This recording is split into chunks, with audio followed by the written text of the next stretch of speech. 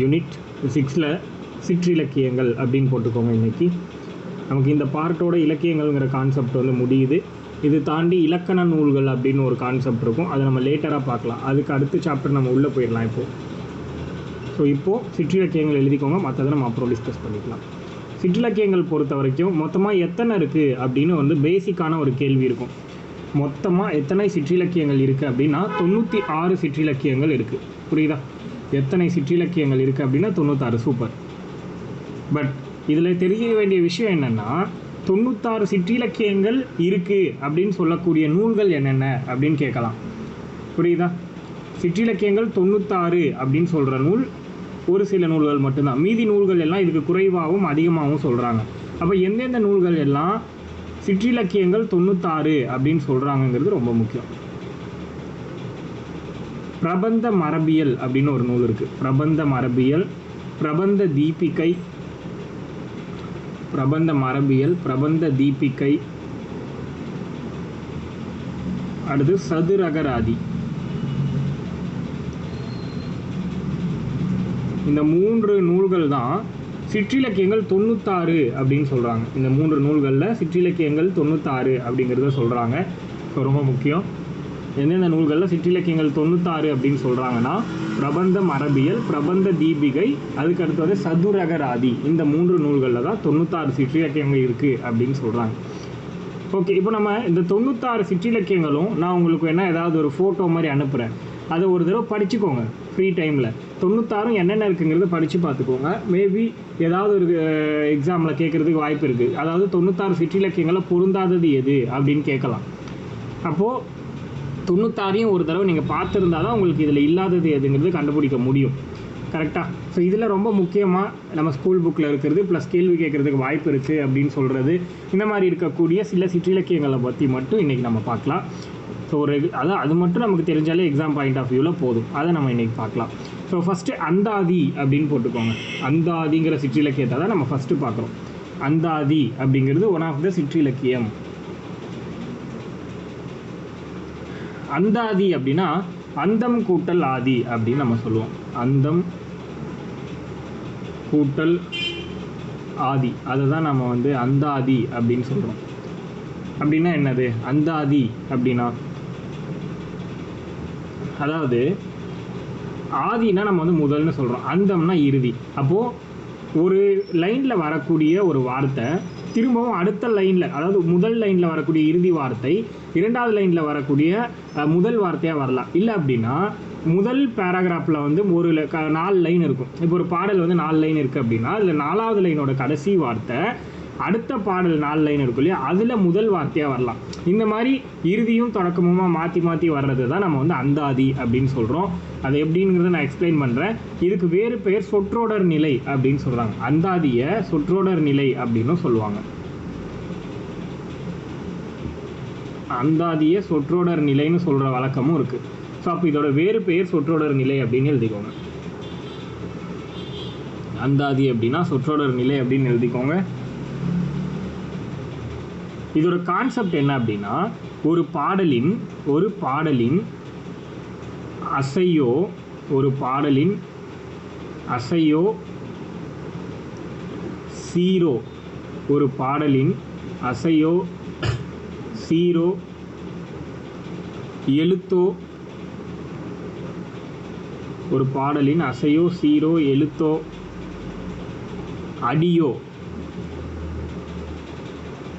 அடியோ அடுத்த பாடலின் தொடக்கமாக கொண்டு பாடப்படுவது, அடுத்த பாடலின் தொடக்கமாக கொண்டு பாடப்படுவது அந்தாதி எனப்படும் அப்படின்னு எழுதிக்கோங்க.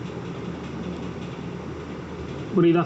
அதாவது ஒரு பாடலின் அசையோ, சீரோ, எழுத்தோ, அடியோ அடுத்த பாடலின் தொடக்கமாக கொண்டு பாடப்படுவது அந்தாதி அல்லது சொற்றொடர் நிலை அப்படின்னு நம்ம சொல்கிறோம்.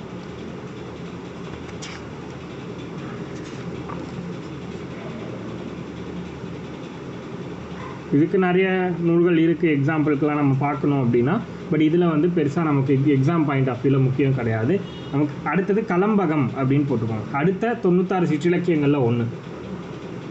இப்போ ஒன்று பார்த்துட்டோம். அடுத்து அந்தாதிங்கிறது பார்த்தாச்சு. அடுத்தது கலம்பகம் அப்படிங்கிற சிற்றிலக்கியம்.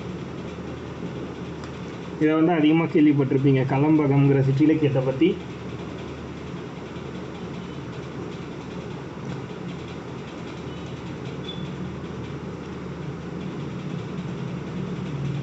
அது என்ன கலம்பகம்? கலம்பகம் அப்படின்னா களம் கூட்டல் அப்படியே நம்ம பிரிப்போம், களம் கூட்டல் பகம் அப்படின்னு பிரிப்போம். கலம்பகம் அப்படிங்கிறது களம் கூட்டல் பகம் அப்படின்னு கலம்பகம்ங்கிறத நம்ம பிரிக்கிறோம். அப்படின்னா என்னது? களம் அப்படிங்கிறது 12 உறுப்புகள் சேர்ந்தது, பகம் அப்படிங்கிறது 6 உறுப்புகள் சேர்ந்தது. களம் அப்படிங்கிறது 12 உறுப்புகளும், பகம் அப்படிங்கிறது 6 உறுப்புகளும் சேர்ந்தது. மொத்தமாக எவ்வளோ இருக்கு? அப்போது 18 உறுப்புகள் இருக்குது. இந்த 18 உறுப்புகள் கொண்டது தான் வந்து கலம்பகம் அப்படின்னு சொல்கிறோம்.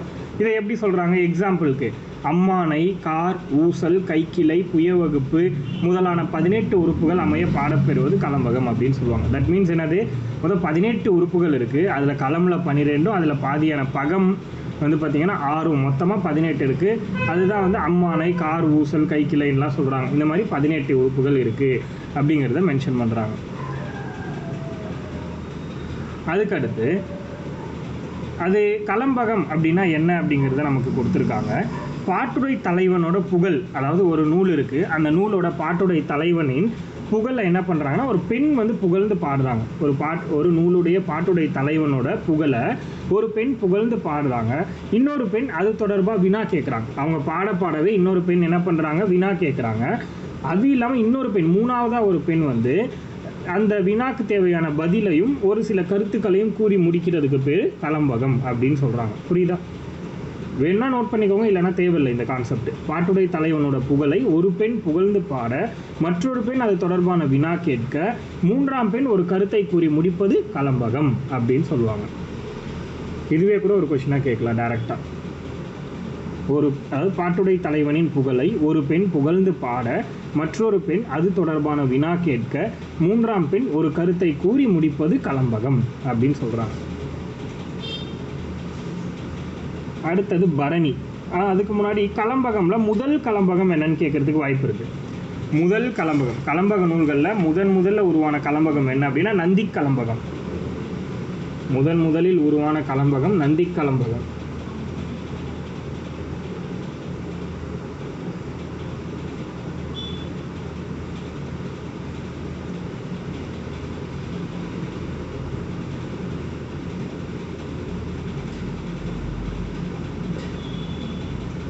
முதல் கலம்பகம் நந்தி கலம்பகம்.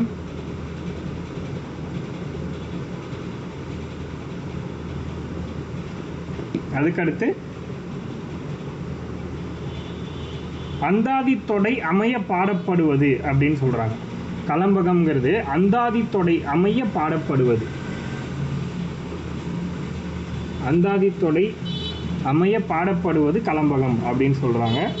அதே மாதிரி அகப்பொருளும் புறப்பொருளும் கலந்து பாடுவது கலம்பகம்னு சொல்கிறாங்க. அகப்பொருளும் புறப்பொருளும் கலந்து பாடுவது கலம்பகம் அப்படின்னு சொல்கிறாங்க. அகப்பொருளும் புறப்பொருளும் கலந்து பாடுவது கலம்பகம். கலம்பக நூல் பொறுத்த வரைக்கும் அகப்பொருளும் பாடுவாங்க, புறப்பொருளும் பாடுவாங்க அப்படின்றத சொல்கிறாங்க இந்த இடத்துல.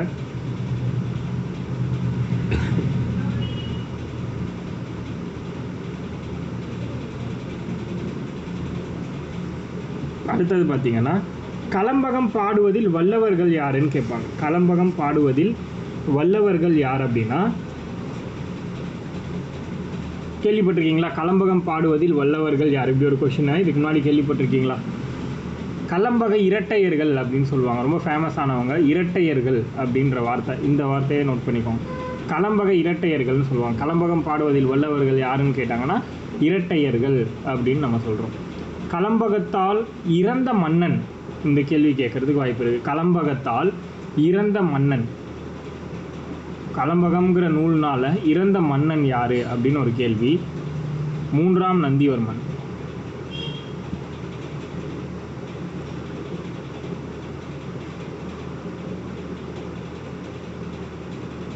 கலம்பகத்தால் இறந்த மன்னன் 3ஆம் நந்திவர்மன்.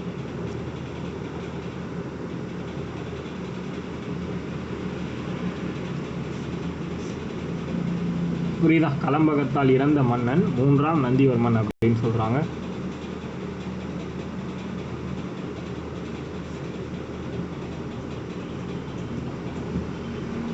அதே மாதிரி அறம் வைத்து பாடப்படும் இலக்கியம்னு சொல்கிறாங்க. இது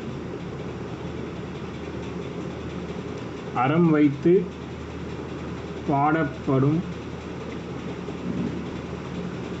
இலக்கியம்.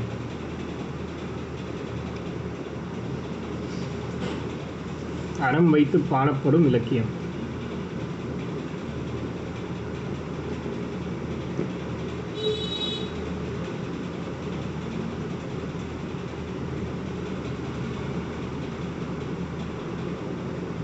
அறம் வைத்து பாடப்படும் இலக்கியம் அப்படின்னு சொல்லலாம். ஸோ இந்த நந்தி கலம்பகம் இருக்கு இல்லையா, அதை பற்றி கொஞ்சம் தெரிஞ்சுக்கலாம். நம்ம முதலில் பாடப்பட்ட கலம்பகம் நூல்னு நம்ம சொன்னோம் இல்லையா, அந்த நந்தி கலம்பகம் பற்றி ஒரு சில டீட்டெயில்டான விஷயத்தை நம்ம தெரிஞ்சுக்கலாம். இதுக்கு ஆசிரியர் பெயர் நமக்கு தெரியாது, இது யார் எழுதுனாங்க அப்படிங்கிறது நமக்கு தெரியாது. இந்த நூல் எழுதப்பட்ட காலம் அப்படின்னா 9ஆம் நூற்றாண்டு. இந்த நூல் எழுதப்பட்ட காலம், கலம்பகம் அப்படி நந்தி கலம்பகம்ங்கிற நூல் எழுதப்பட்ட காலம் எப்போனா 9ஆம் நூற்றாண்டில் எழுதப்பட்டிருக்கு.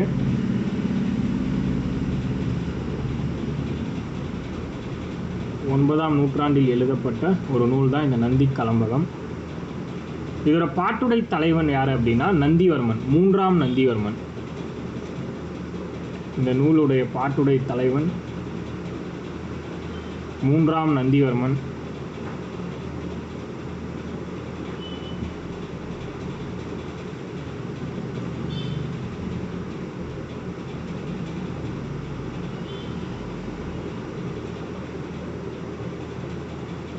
நூலின் பாட்டுடை தலைவன் 3ஆம் நந்திவர்மன்.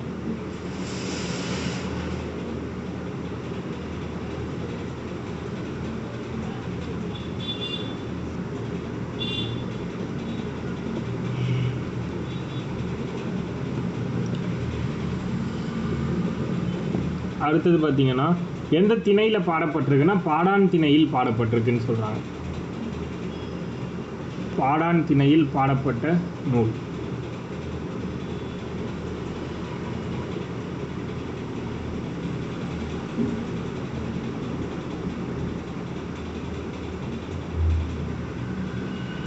அடுத்தது காசி கலம்பகம் யார் எழுதுனதுன்னு தெரிஞ்சுக்கோங்க. ஒவ்வொரு கலம்பகமும் யார் எழுதுனாங்கிறது ஒரு சிலது மட்டும் தெரிஞ்சுக்கோங்க. காசி கலம்பகம் ஆசிரியர் குமரகுருபரர். காசி கலம்பகம் அப்படிங்கிற அந்த நூலுடைய ஆசிரியர் யாருன்னா குமரகுருபரர்.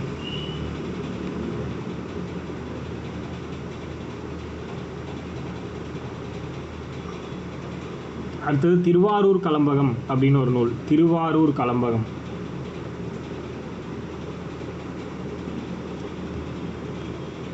திருவாரூர் கலம்பகம் இதை எழுதினது வீரமாமுனிவர். காசி கலம்பகம் எழுதினது குமரகுருபரர். திருவாரூர் கலம்பகம் எழுதினது வீரமாமுனிவர். அடுத்து வந்து பார்த்தீங்கன்னா திருவாமத்தூர் கலம்பகம் மற்றும் தில்லை கலம்பகம்.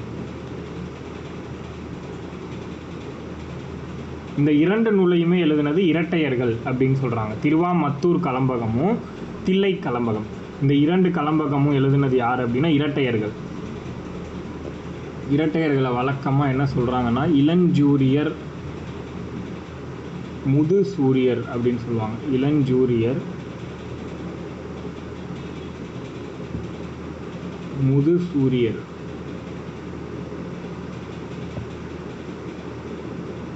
இளஞ்சூரியர் முதுசூரியர் இவங்க ரெண்டு பேரும் தான் கலம்பக இரட்டையர்கள். இவங்க பாடின நூல்கள் தான் திருவாமத்தூர் கலம்பகமும் தில்லை கலம்பகமும்.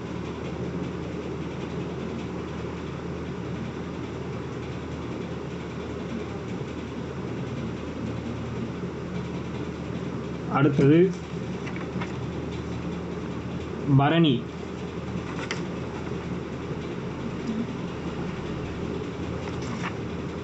பரணின்னு போட்டுக்கோங்க.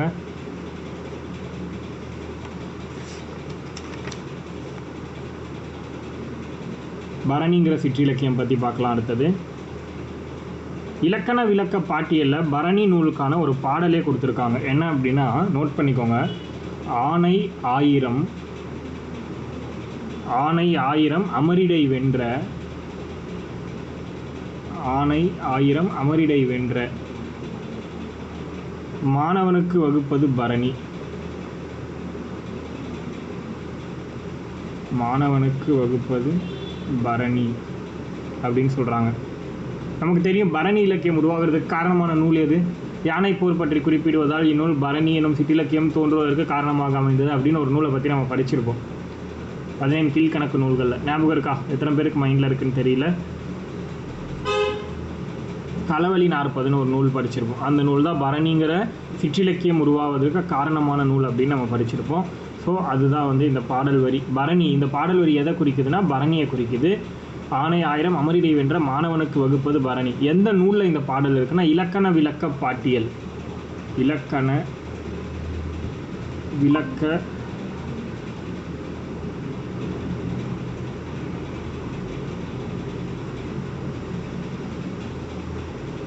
இலக்கண விளக்க பாட்டியல் அப்படின்னு சொல்கிறாங்க.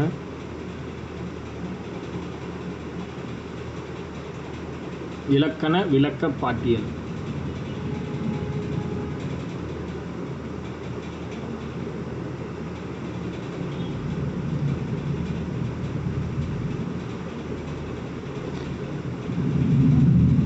அதுக்கடுத்து பார்த்தீங்கன்னா பரணி அப்படின்னா என்னன்னா போரில் 1000 யானைகளை கொன்று வெற்றி பெறும் வீரனின் மேல் பாடப்படுவது பரணின்னு சொல்கிறாங்க. புரியுதா? 1000 யானைகளை போரில் கொன்று வின் பண்ணக்கூடிய ஒரு வீரனுக்காக பாடுற பாடல் தான் பரணின்னு சொல்கிறாங்க. போரில் 1000 யானைகளை கொன்று வெற்றி பெறும் வீரனின் மேல் பாடப்படுவது பரணி. அப்படியே எழுதிக்கோங்க. போரில் 1000 யானைகளை கொன்று வெற்றி பெறும் வீரனின் மேல் பாடப்படுவது பரணி. பரணியோட உறுப்புகள் எத்தனைன்னு கேட்டாங்கன்னா 13 உறுப்புகள் இருக்குன்னு சொல்லணும்.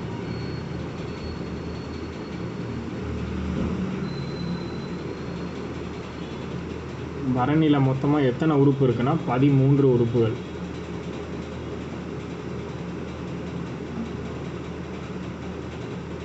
அதே மாதிரி இப்போ வந்து ஒரு போர் நடக்குது அப்படின்னா அந்த போரில் எந்த நாடு தோக்குதோ அந்த நாட்டின் பெயரால் எழுதப்படுறது தான் இந்த பரணிங்கிற நூல். இப்போ எக்ஸாம்பிளுக்கு வந்து நம்ம பரணியை பொறுத்தவரை கலிங்கத்து பரணின்னு ஒரு நூல் இருக்குது. இப்போ அது ஏன் அந்த பேர் வந்துச்சு அப்படின்னா சோழ அரசன் என்ன பண்ணியிருப்பார் அப்படின்னா கலிங்க நாடு ஒரிஷா இருக்கு இல்லையா, அந்த கலிங்க நாட்டின் மீது போர் தொடுத்து அங்கே போய் வின் பண்ணிடுறாரு. அதனால தான் அந்த நூலுக்கு என்ன சொல்லியிருக்காங்கன்னா கலிங்கத்து பரணி அப்படின்னு பேர் வந்துச்சு. கலிங்கத்து பரணி பேர் வந்ததுக்கு காரணம் என்னென்னா அது கலிங்க நாட்டில் அவங்க தோற்று போயிட்டாங்கன்றதுனால அவங்க நாட்டோட பெயரில் அந்த நூலை வந்து அழைச்சிருக்காங்க. அப்போது வழக்கமாக பரணிங்கிறது தோற்ற நாட்டுடைய பெயரால் அழைக்கப்பெறும் அப்படின்னு சொல்கிறாங்க.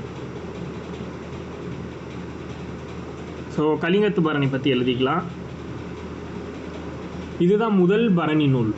கலம்பகத்துக்கு எப்படி நம்ம நந்தி கலம்பகம் பார்த்தோமோ அதே மாதிரி பரணியில் முதல் பரணி நூல் எது அப்படின்னா கலிங்கத்து பரணி.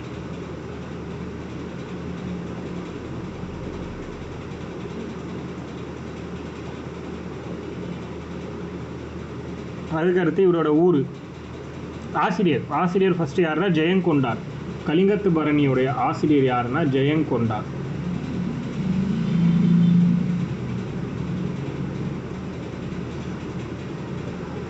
கலிங்கத்து பரணியோட ஆசிரியர் ஜெயங்கொண்டார்.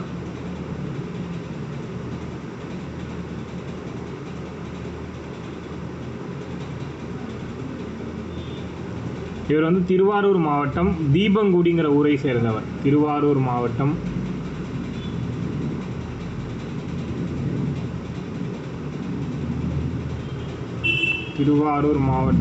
தீபங்குடி.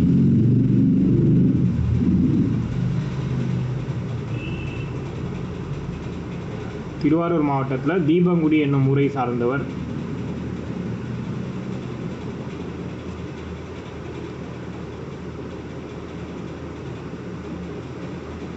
அதுக்கடுத்து இவர் இயற்றிய வேறு நூல்கள். ஜெயங்கொண்டார் எழுதின வேறு நூல்கள் என்னெல்லாம் இருக்குன்னு பார்ப்போம். இசை 1000,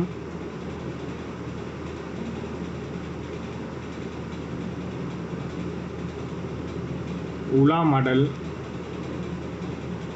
இசை 1000, உலாமடல் இது ரெண்டுமே அவருடைய வேறு நூல்கள். ஜெயங்கொண்டாருடைய வேறு நூல்கள் என்னெல்லாம் இருக்குது அப்படின்னா இசை 1000, உலாமடல்.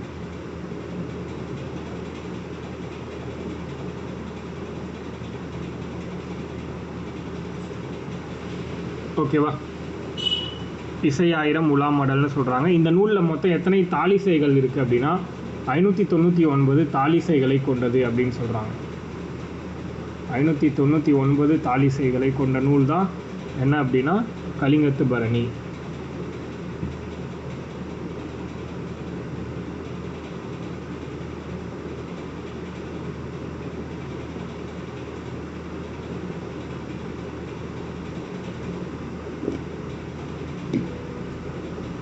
ஓகேவா? 599 தாளிசைகளை கொண்ட நூல்.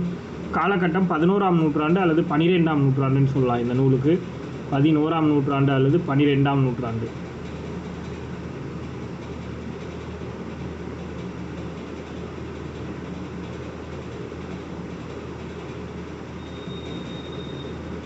அடுத்தது இவரை ஆதரித்தவர் யாருன்னு கேட்கலாம். ஜெயங்கொண்டாரை ஆதரித்தவர் முதலாம் குலோத்துங்க சோழன். முதலாம் குலோத்துங்க சோழன்.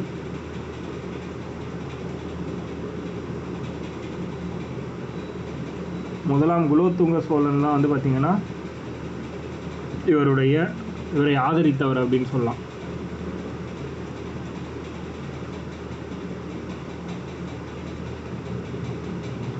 அதுக்கடுத்து பார்த்தீங்கன்னா இந்த நூலுக்கான சிறப்பு என்னது? இதுதான் முதல் பரணின்னு நமக்கு தெரியும். அதே மாதிரி ஒட்டக்கூத்தர் இந்த நூலை தென் தமிழ் தெய்வ பரணின்னு சொல்கிறார். இந்த நூலுக்கு தென் தமிழ் தெய்வ பரணி அப்படின்னு ஒரு பெயர் இருக்கு. தென் தமிழ் தெய்வ பரணி அப்படின்னு ஒரு பெயர் இருக்கு. இதை சொன்னது யாருன்னா ஒட்டக்கூத்தர். தென் தமிழ் தெய்வ பரணி. புரியுதா? முதல் குலோத்துங்க சோழனுடைய படைத்தளபதி. இந்த முதல் குலோத்துங்க சோழனுங்கிறவர் அரசர். இவருக்கு படைத்தளபதினு ஒருத்தர் இருப்பார். அவர் தான் சண்டைக்கு போவார். அவர் பேர் என்னன்னா கருணாகர தொண்டைமான். கருணாகர தொண்டைமான் அப்படின்னு சொல்றாங்க அவரோட பேர். இந்த கருணாகர தொண்டைமான் அப்படிங்கிறவர் தான் முதல் குலோத்துங்க சோழனுடைய படைத்தளபதியாக இருந்து போரில் வின் பண்ணியிருக்காரு. என்ன போரில்? கலிங்க போரில். கலிங்க போர் நடக்குது. கலிங்க மன்னன் யார் அப்படின்னா அனந்தவர்மன். கலிங்க மன்னன் யார் அப்படின்னு கேட்டால் அனந்தவர்மன். இந்த அனந்தவர்மனை போரில் முதலாம் குலோத்துங்க சோழன் தோற்கடிச்சாருன்னு நம்ம சொல்கிறோம். ஆனால் முதலாம் குலோத்துங்க சோழனா தோற்கடிச்சாரு? அவரோட படைத்தளபதியாக இருந்த கருணாகர தொண்டைமானால் போரில் வெற்றி கொள்ளப்பட்டிருப்பாங்க. அதனால் இவர் ஜெயிச்சாரு அப்படின்னு தான் நம்ம சொல்லுவோம். கரெக்டு தானே? அப்போது கலிங்க மன்னனான அனந்தவர்மனை போட்டியில் வென்றதுனால இப்போ தோற்று போனவங்க யார்? கலிங்க நாட்டு அரசன். அதனால் இந்த நூலுக்கு வந்து கலிங்கத்து பரணி அப்படிங்கிற பெயர் வந்துச்சு. புரியுதா? அதுக்கடுத்து இந்த பரணியை வந்து கலிங்கத்து பரணியை புகழ்ந்திருக்காரு சில நபர்கள். அது யாருங்கிறது என்னென்னங்கிறது நம்ம பார்ப்போம். பரணிக்கோர் ஜெயங்கொண்டார் அப்படின்னு சொல்லிட்டு பலப்பட்டடை சொக்கநாதர் புகழ்ந்திருக்கார். பரணிக்கோர் ஜெயங்கொண்டார். பரணிக்கோர் ஜெயங்கொண்டார் அப்படின்னு சொன்னது யாரு அப்படின்னா பலப்பட்டடை சொக்கநாதர். பலப்பட்டடை சொக்கநாதர்.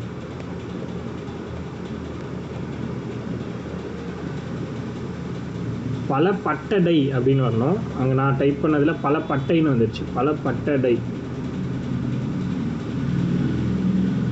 பலப்பட்டடை சொக்கநாதர் அப்படின்னு சொல்கிறோம். இவர் தான் வந்து பரணிக்கோர் ஜெயங்கொண்டார் அப்படின்னு புகழ்ந்திருப்பார். பரணிக்கு ஓர் ஜெயங்கொண்டார். அதுக்கடுத்து அறிஞர் அண்ணா ஒன்று சொல்லியிருக்காரு இந்த இலக்கியம் பற்றி. அதாவது கலிங்கத்து பரணியை பற்றி அறிஞர் அண்ணா ஒரு புகழ்முறை சொல்லியிருக்காரு. அது என்னன்னா, எனக்கு மிகவும் விருப்பமான இலக்கியம் உண்டென்றால், எனக்கு மிகவும் விருப்பமான இலக்கியம் உண்டென்றால், எனக்கு மிகவும் விருப்பமான இலக்கியம் உண்டென்றால் அது கலிங்கத்து பரணியே. அது கலிங்கத்து பரணியே. எனக்கு மிகவும் விருப்பமான இலக்கியம் உண்டென்றால் அது கலிங்கத்து பரணியே அப்படின்னு சொன்னது அறிஞர் அண்ணா. எனக்கு மிகவும் விருப்பமான இலக்கியம் உண்டென்றால் அது கலிங்கத்து பரணியே அப்படிங்கிறத சொன்னது யாருன்னு கேட்டால் அறிஞர் அண்ணா சொல்லியிருப்பார். அடுத்தது பரணிங்கிறது என்னது? அது ஒரு நட்சத்திரம் இல்லையா? அதனால் ஒரு கண்டென்ட் சொல்கிறேன், நோட் பண்ணிக்கோங்க. பரணி என்பது நாள் மீன். பரணி என்பது நாள் மீன். பரணி என்பது நாள் மீன். நாள் மீனின் பெயரால் வந்த பெயரே நாள் மீனின் பெயரால் வந்த பெயரே நூலுக்கும் பெயராய் வந்தது. நூலுக்கும் பெயராய் வந்தது. பரணி என்பது நாள் மீன். நாள் மீனின் பெயரால் வந்த பெயரே நூலுக்கும் பெயராய் வந்தது அப்படின்னு சொன்னது யாருன்னா உ.வே.சா.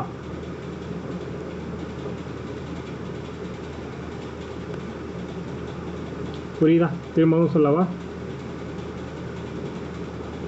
பரணி என்பது நாள் மீன். நாள் மீனின் பெயரால் வந்த பெயரே நூலுக்கும் பெயராய் வந்தது அப்படின்னு சொன்னது உ.வே.சா. இதுதான் பரணியை பற்றி நம்ம பார்த்தோம். அதில் ரொம்ப முக்கியமாக கலிங்கத்து பரணியை பற்றி நம்ம பார்த்தோம். அதுக்கு அடுத்து கோவை. கோவை அப்படின்னு சொல்லிட்டு ஒரு சிற்றிலக்கியம் இருக்குது, அதை பற்றி பார்க்கலாம்.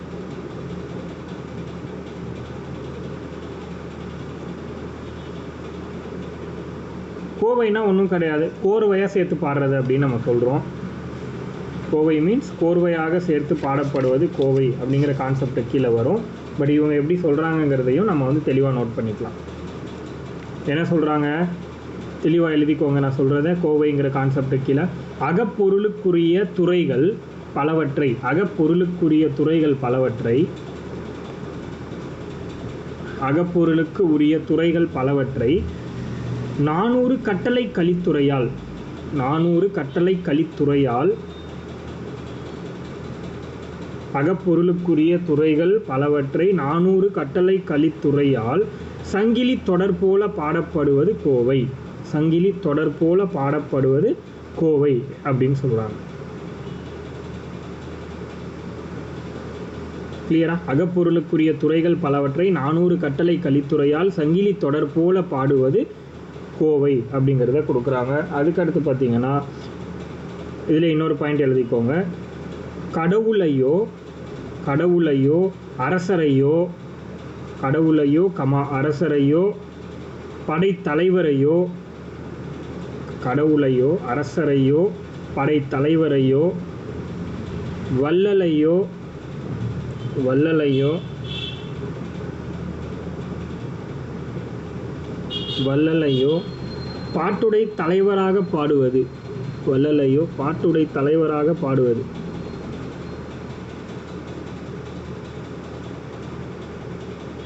அகப்பொருளுக்குரிய துறைகள் பலவற்றை 400 கட்டளை கலித்துறையால் சங்கிலி தொடர் போல பாடுவது தான் வந்து கோவைன்னு நம்ம பார்த்தோம்.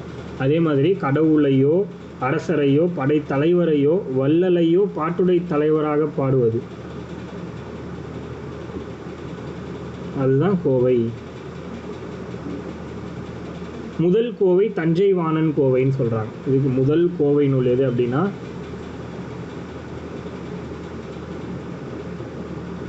தஞ்சை வாணன் கோவை.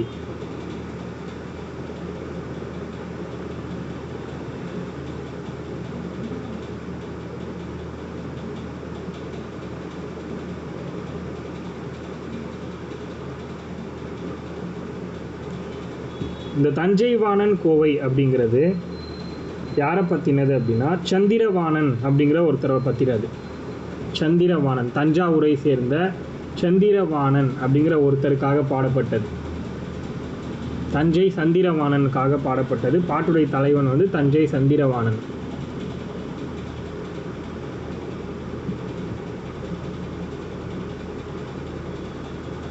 இவர் இந்த சந்திரவாணன்கிறவர் குலசேகர பாண்டியனுடைய அமைச்சர் தான். இந்த சந்திரவாணன் குலசேகர பாண்டியனுடைய அமைச்சர் தான் சந்திரவாணன் அப்படின்னு சொல்கிறாங்க. இந்த நூலை பாடினது யார் அப்படின்னா பொய்யாமொழி புலவர். இந்நூலை பாடியவர் பொய்யாமொழி புலவர். தஞ்சை வாணன் கோவைங்கிற நூலை பாடினது யார் அப்படின்னா பொய்யாமொழி புலவர்.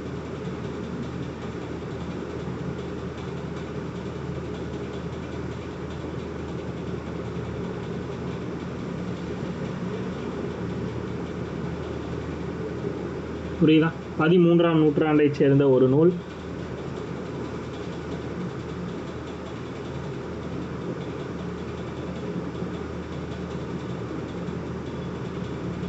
அடுத்தது நம்ம இதில் பார்க்கலாம் அப்படின்னா சதகம்.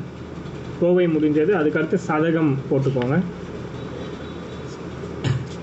சதகம்னு சொல்லக்கூடிய ஒரு சிற்றிலக்கியத்தை பார்க்குறோம்.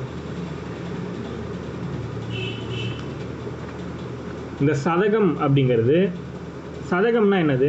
சதம்னு சொல்கிறோம்ல, சதம் அடிச்சிட்டார் விராட் கோலி அப்படிலாம் சொல்கிறோம்ல, தட் மீன்ஸ் 100ன்னு அர்த்தம். சதகம் அப்படிங்கிறது ஒன் ஆஃப் த சிற்றிலக்கியம், அது 100ன்னு நம்ம சொல்கிறோம். தமிழ் இலக்கியங்களில் சொல்லப்படும், சதகம்னா என்னென்னா தமிழ் இலக்கியங்களில் சொல்லப்படும் அகப்பொருள் அல்லது புறப்பொருள், தமிழ் இலக்கியங்களில் சொல்லப்படும் அகப்பொருள் அல்லது புறப்பொருள் ஆகியவற்றில், அகப்பொருள் அல்லது புறப்பொருள் ஆகியவற்றில் ஏதாவது ஒன்றை கொண்டு, ஏதாவது ஒன்றை கொண்டு 100 பாடல்களால் பாடப்படுவது, ஏதாவது ஒன்றை கொண்டு 100 பாடல்களால் பாடப்படுவது தான் சதகம் அப்படின்னு சொல்கிறாங்க. தமிழ் இலக்கியங்களில் சொல்லப்படும் அகப்பொருள் அல்லது புறப்பொருள் ஆகியவற்றில் ஏதாவது ஒன்றை கொண்டு 100 பாடல்களால் பாடப்படுவது சதகம் அப்படின்னு சொல்கிறாங்க. இதை டைரெக்டாக கேட்டாலே நமக்கு எழுத தெரியணும், அதுக்காக தான் இந்த கண்டென்ட்டை நம்ம பார்க்குறோம். அடுத்தது சதகம்ல நமக்கு இம்பார்ட்டண்டான விஷயம் எதுவும் பெருசாக இல்லை, அதனால் அடுத்தது போயிடலாம். பிள்ளைத்தமிழ். அடுத்தது பார்த்தீங்கன்னா பிள்ளைத்தமிழ், கமெண்ட்ல இருக்கு பாருங்க. பிள்ளைத்தமிழ், பிள்ளைத்தமிழ்னா நம்ம யாரை பற்றி பாடுறோமோ, அது ஒரு கடவுளாக இருக்கலாம், இல்லை ஒரு அரசனாக இருக்கலாம், யாரை பற்றி பாடுறோமோ அவங்கள குழந்தையா கன்சிடர் பண்ணி பாடுறது தான் பிள்ளைத்தமிழ். அதை கண்டென்ட்டாக சொல்கிறேன் பாருங்கள். கடவுளரையோ அரசரையோ பிறரையோ, கடவுளரையோ கமா போட்டு கூட எழுதிக்கோங்க, கடவுளரையோ அரசரையோ அல்லது பிறரையோ குழந்தையாக கருதி, குழந்தையாக கருதி, குழந்தையாக கருதி அவர் தம் குழந்தை பருவத்தை, அவர் தம் குழந்தை பருவத்தை 10 பருவங்களாக பகுத்து பாடுவது, அவர் தம் குழந்தை பருவத்தை 10 பருவங்களாக பகுத்து பாடுவது பிள்ளைத்தமிழ் அப்படின்னு சொல்கிறாங்க. இப்போது கடவுளையோ இல்லை அரசரையோ இல்லை வேறு யாரை பற்றி எடுத்துக்கிட்டாலும் அவங்கள குழந்தையாக கருதிக்கிட்டு அவங்களோட குழந்தை பருவத்தை 10 பருவமாக பிரித்து பாடுறாங்க. இதை வந்து நம்ம பிள்ளைத்தமிழில் ஆண்பால் பிள்ளைத்தமிழ்னும் பெண்பால் பிள்ளைத்தமிழ்னும் 2ஆக பிரிப்போம். ஆண்பால் பிள்ளைத்தமிழில் என்ன வரும், பெண்பால் பிள்ளைத்தமிழில் என்ன வரும், ப்ளஸ் பொதுவாக என்ன வருங்கிறதெல்லாம் நம்ம பார்க்கலாம். புரியுதா? மொத்தமாக பிள்ளைத்தமிழ் அப்படிங்கிறது நம்ம வந்து ஒரு 10 இருக்குது. அது ஆண்பால்னா ஒரு 3ம் பெண்பால்னா 3ம் சேஞ்ச் ஆகும். மற்ற 7மே வந்து 2 பேருக்கும் காமன் தான், அந்த 3 மட்டும் சேஞ்ச் ஆகும். அது என்னங்கிறத சொல்கிறேன், நோட் பண்ணிக்கோங்க. இதை வந்து ஆண்பால் பிள்ளைத்தமிழ் பெண்பால் பிள்ளைத்தமிழ் அப்படின்னு நம்ம பிரிக்கிறோம். ஆண்பால் பிள்ளைத்தமிழுக்கு கீழே என்னெல்லாம் வரும்னா சிற்றில்,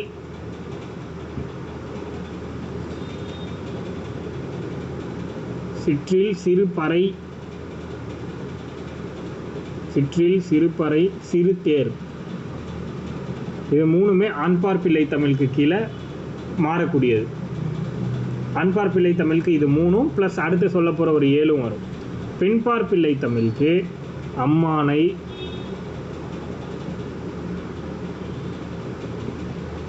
அம்மானை, நீராடல், நீராடலுக்கு இன்னொரு பெயரும் இருக்குது, அதையும் நோட் பண்ணிக்கோங்க, ப்ராக்கெட்டில் நோட் பண்ணிக்கோங்க. அம்மானை, நீராடல்னா கலங்குன்னு ஒரு பொருள் இருக்குது. அம்மானை,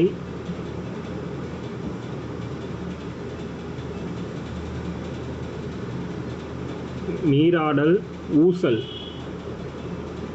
இது பெண்பார் பிள்ளைத்தமிழுக்குரியது. ஆண்பார் பிள்ளைத்தமிழுக்குரியது சிறுபறை சிறுத்தேர், அதாவது என்னது சிற்றில் சிறுபறை சிறுத்தேர், இது 3 ஆண்பார் பிள்ளைத்தமிழ். அம்மானை, நீராடல், ஊசல், இது 3 பெண்பார் பிள்ளைத்தமிழ். மொத்தமாக நம்ம வந்து பிரிச்சுட்டோமா? இப்போது இந்த 3 மட்டும் 2 பேருக்கும் வேறு வேறையாக வரும். மீதி 7 காமனாக இருக்கும் இல்லையா, அதையும் என்னென்னு பார்த்துலாம், சொல்கிற நோட் பண்ணிக்கோங்க. மொத்தமாக பிள்ளைத்தமிழ்ங்கிறது 10 வகை, அதில் ஆண்பால் பெண்பால் மட்டும் 3 சேஞ்ச் ஆகும். இது 7மே 2 பேருக்குமே காமனானது. அது என்னெல்லாம்னா காப்பு, காப்பு, செங்கீரை, தாள், காப்பு, செங்கீரை, தாள், சப்பானி, முத்தம், வருகை, அம்புலி. இதுதான் மொத்தமாக இருக்கக்கூடிய மீதி 7 பருவம். புரியுதா? காப்பு பான்பார் பிள்ளை தமிழ் எடுத்துக்கிட்டோம்னா என்னெல்லாம் சொல்லலாம்? காப்பு, செங்கீரை, தாள், சப்பானி, முத்தம், வருகை, அம்புலி, சிற்றில், சிறுபறை, சிறுத்தேர்னு சொல்லுவோம். இது 10 ஆண்பார் பிள்ளை தமிழ். அதே மாதிரி பெண்பார் பிள்ளை தமிழ் கேட்டால் காப்பு, செங்கீரை, தாள், சப்பானி, முத்தம், வருகை, அம்புலி, அம்மானை, நீராடல், ஊசல். இந்த 10 வந்து பெண்பார் பிள்ளை தமிழ்னு சொல்லுவோம். 7 மட்டும் 2த்துக்குமே ஆட் பண்ணிவிட்டு மீதி 3 அவங்கவுங்களுக்குரியதை ஆட் பண்ணிக்கிட்டோம்னா அவ்வளோதான்.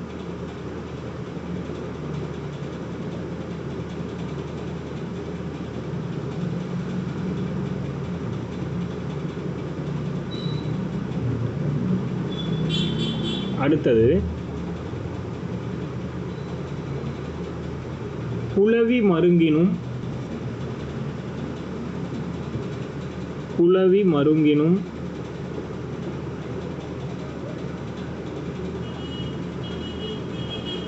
கிளவதாகும். புலவி மருங்கினும் கிளவதாகும் அப்படின்னு ஒரு பாடல் வரி. புலவி மருங்கினும் கிளவதாகும். இது வந்து தொல்காப்பியத்தில் சொல்லியிருக்காங்க.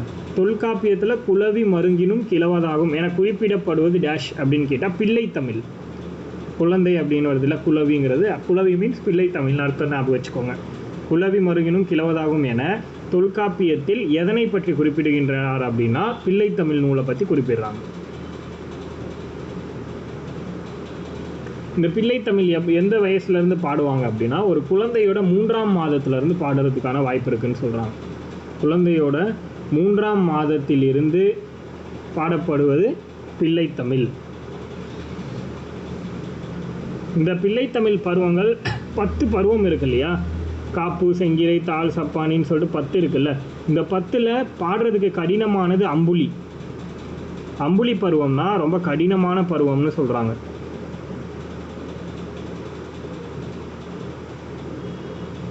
அம்புலி பருவம் தான் இருக்கிறதுலே பாடுவதற்கு கடினமான பாடல் அப்படிங்கிறத சொல்கிறாங்க. அதே மாதிரி ஒரு அரசனை பற்றி பாட போகிறாங்க அப்படின்னா அந்த அரசன் வந்து பார்த்திங்கன்னா முடிசூட்டுறதுக்கு முன்னாடி வரைக்கும் பாடிக்கலாம். அரசனாக முடிசூட்ட போகிறாங்க அப்படின்னா முடிசூட்டினதுக்கு அப்புறம் அவங்கள பற்றி குழந்தையாக கன்சிடர் பண்ணி பாடக்கூடாதுன்னு சொல்கிறாங்க. புரியுதா? பிள்ளை தமிழ் அப்படிங்கிறது ஒரு அரசனாக கன்வெர்ட் ஆகிறதுக்கு, பதவி ஏற்றுக்கிறதுக்கு முன்னாடி வரைக்கும் பாடலாம். பட் ஆனால் அரசனாக கன்வெர்ட் ஆகிட்டாரு, பதவி ஏற்றுக்கிட்டாருன்னா அந்த நாளில் இருந்து அவருக்கு வந்து பிள்ளை தமிழ் பாடக்கூடாது அப்படின்னு சொல்கிறாங்க. அதே மாதிரி பிள்ளை தமிழ் பாடுவதில் வல்லவர் யார் அப்படின்னு கேட்கலாம். பிள்ளை தமிழ் பாடுவதில் வல்லவர் யார் அப்படின்னா ஆல்ரெடி நம்ம இதை பற்றி பார்த்துருக்கோம். எங்கன்னா பக்தி இலக்கியங்கள்னு கான்செப்ட் கீழே பார்த்துருக்கோம். பிள்ளை தமிழ் பாடுவதில் வல்லவர் யாருன்னா பெரியாழ்வார்.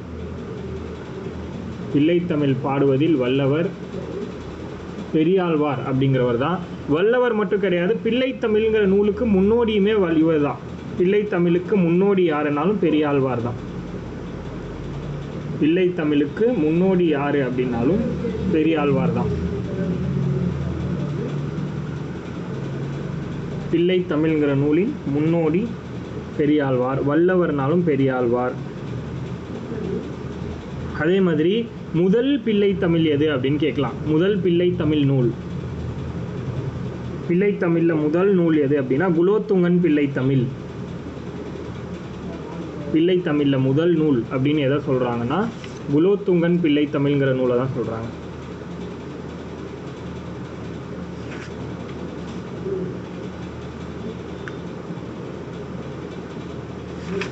பிள்ளை தமிழில் முதல் நூல் குலோத்துங்கன் பிள்ளை தமிழ். அதுக்கடுத்து மீனாட்சி அம்மை பிள்ளை தமிழ், முத்துக்குமார சுவாமி பிள்ளை தமிழ். இது எழுதுறதுக்கு முன்னாடி முதல் பிள்ளை தமிழ் குலோத்துங்கன் பிள்ளை தமிழ் எழுதியிருப்பீங்க இல்லையா? அதோட ஆசிரியர் ஒட்டக்கூத்தர். முதல் பிள்ளை தமிழ் ஆன குலோத்துங்கன் பிள்ளை தமிழோட ஆசிரியர் யாருன்னா ஒட்டக்கூத்தர். குலோத்துங்கன் பிள்ளை தமிழோடைய ஆசிரியர் யார் அப்படின்னு கேட்டாங்கன்னா ஒட்டக்கூத்தரை சொல்லணும்.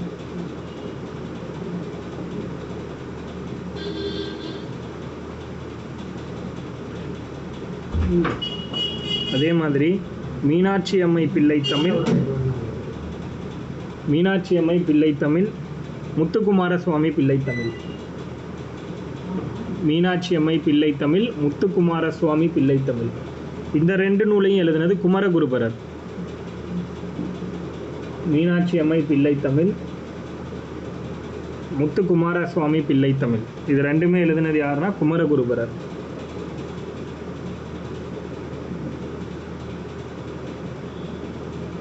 புரியுதா? மீனாட்சி அம்மை பிள்ளை தமிழும் முத்துக்குமார சுவாமி பிள்ளை தமிழும் யார் எழுதினாங்கன்னு கேட்டால் குமரகுருபரரால் எழுதப்பட்ட 2 பிள்ளை தமிழ் நூல்கள். அடுத்தது ஒரு வாசகம் இருக்கு. பிள்ளை தமிழ் ஆயினும் பெரிய தமிழ், பிள்ளை தமிழ் ஆயினும் பெரிய தமிழ் அப்படின்னு சொல்லிட்டு எந்த நூலை குறிப்பிடுறாங்கன்றது நம்ம கத்தறியணும். பிள்ளை தமிழ் ஆயினும் பெரிய தமிழ் அப்படின்னு எந்த நூலை சொல்கிறாங்கன்னா திருச்செந்தூர் முருகன் பிள்ளை தமிழ். திருச்செந்தூர் முருகன் பிள்ளை தமிழ் இந்த நூலை தான் பிள்ளை தமிழ் ஆயினும் பெரிய தமிழ்ங்கிற புகழ்மொழிக்குரியதுன்னு சொல்கிறாங்க. பிள்ளை தமிழ் ஆயினும் பெரிய தமிழ் எந்த நூலை குறிப்பிடுறாங்கன்னா திருச்செந்தூர் முருகன் பிள்ளை தமிழ்ங்கிற நூலை. இந்த திருச்செந்தூர் முருகன் பிள்ளை தமிழ்ங்கிற நூல் எழுதினது யார் அப்படின்னா பகலிக்கூத்தர் அப்படின்னு ஒருத்தர். பகலிக்கூத்தர்.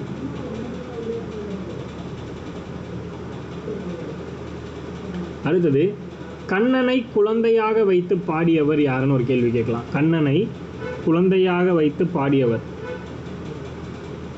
மொத்தம் 2 பேர் பாடியிருப்பாங்க, அதனால பாடியவர்கள் அப்படின்னு போட்டுக்கோங்க. கண்ணனை குழந்தையாக வைத்து பாடியவர்கள் யார் யாருன்னா கண்ணனை குழந்தையாக வைத்து பாடியவர்கள் பெரியாழ்வார், பாரதியார். பெரியாழ்வார், பாரதியார்.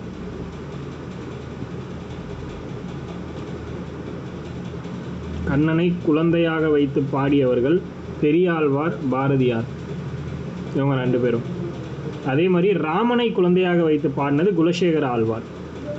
ராமனை குழந்தையாக வைத்து பாடியவர் குலசேகர ஆழ்வார். புரியுதா? கண்ணனை குழந்தையாக வைத்து பாடியவர்கள் யார் யாருன்னா பெரியாழ்வாரும் பாரதியாரும். ராமனை குழந்தையாக வைத்து பாடினது குலசேகர ஆழ்வார்.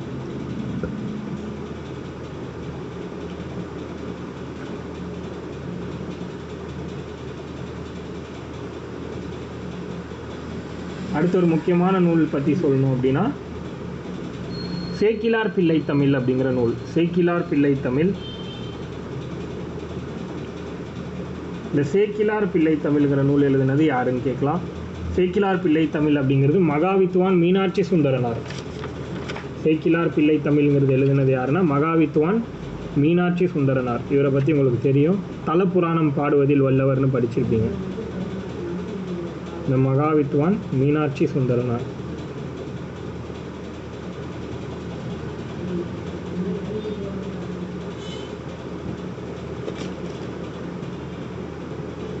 சேக்கிலார் பிள்ளை தமிழோட ஆசிரியர் மகாவித்வான் மீனாட்சி சுந்தரனார்.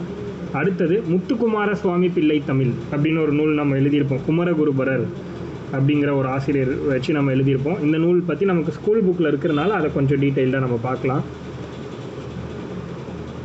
ஆசிரியர் முத்துக்குமார சுவாமி பிள்ளை தமிழ். இந்த நூலுடைய ஆசிரியர் யாருன்னா குமரகுருபரர். முத்துக்குமார சுவாமி பிள்ளை தமிழ்ங்கிற நூலுடைய ஆசிரியர் யாரு அப்படின்னு பார்த்தீங்கன்னா குமரகுருபரர். இவர் பிறந்த ஊர் திருவைகுண்டம் அப்படின்னு சொல்றாங்க. தூத்துக்குடி மாவட்டத்தில் உள்ள திருவைகுண்டம் அதுதான் இவர் பிறந்த ஊர். தூத்துக்குடி மாவட்டத்தில் உள்ள திருவைகுண்டம்ங்கிற ஊரில் இவர் பிறந்திருப்பார்.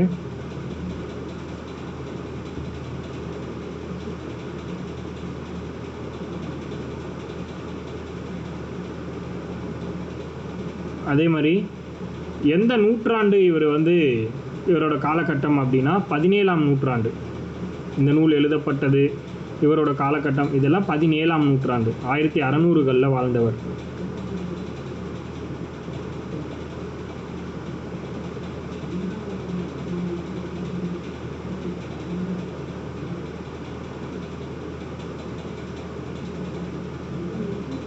பதினேழாம் நூற்றாண்டு. இவர் காசியில் முக்தி அடைஞ்சிருப்பார். தட் மீன்ஸ் காசியில் இறந்து போயிருப்பார். இவர் எழுதின நூல்கள் என்னென்னங்கிறது நான் சொல்கிறேன்.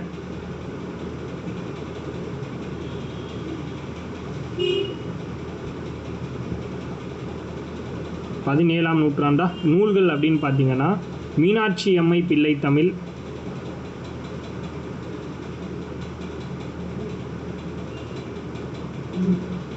மீனாட்சி அம்மை பிள்ளை தமிழ், முத்துக்குமார சுவாமி பிள்ளை தமிழ், இது ரெண்டும் ஆல்ரெடி எழுதியிருப்பீங்க. வேற என்ன எழுதியிருக்காருன்னா நீதிநெறி விளக்கம், நீதிநெறி விளக்கம்,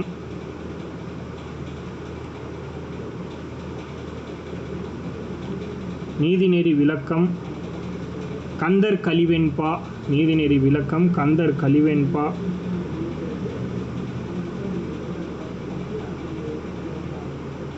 நீதிநெறி விளக்கம் கந்தர் கலிவெண்பா,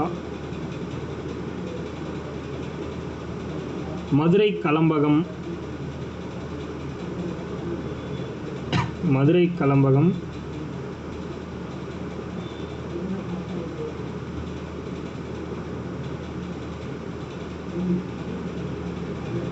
திருவாரூர் நான்மணி மாலை,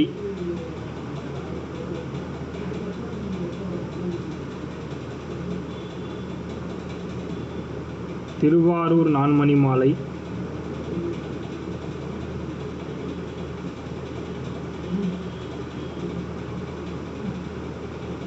சகலகலாவல்லி மாலை,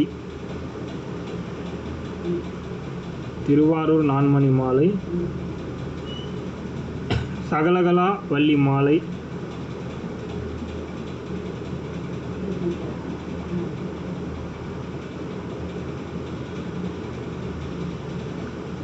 சகலகலா வள்ளி மாலை, காசி கலம்பகம், காசி கலம்பகம் இந்த நூல்லாம் எழுதியிருப்பார். இவருடைய நூல்கள். அடுத்தது இவர் எங்கே மடம் அமைச்சிருந்தார் அப்படின்னா 2 இடங்களில் மடம் அமைச்சிருப்பார். காசி அப்படிங்கிற இடத்துலையும் திருப்பனந்தாள் அப்படிங்கிற இடத்துலையும். காசி திருப்பனந்தாள் இந்த 2 இடங்களிலையுமே மடம் அமைச்சிருப்பாருன்னு சொல்கிறாங்க. காசி மற்றும் திருப்பனந்தாள்.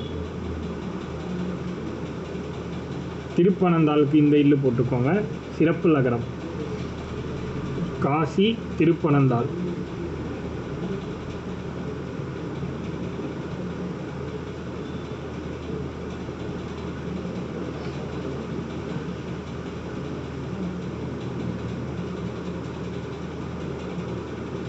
காசி திருப்பனந்தாள் இடங்களில் மடம் அமைச்சிருக்காரு.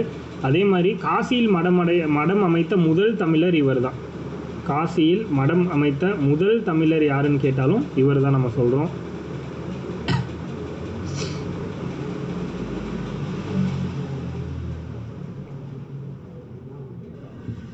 காசியில் மடம் அமைத்திருக்காரு முதல்ல இவர் தான், வேறு யாருமே இந்த விஷயத்த பண்ணது கிடையாதுன்னு சொல்கிறாங்க. அடுத்தது சிற்றிலக்கிய வேந்தர் அப்படின்னு இவரை சொல்கிறோம். சிற்றிலக்கிய வேந்தர்.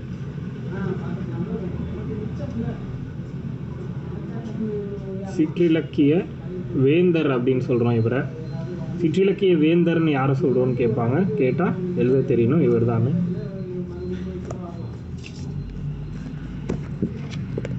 சிற்றிலக்கிய வேந்தர் என அழைக்கப்படுபவர்.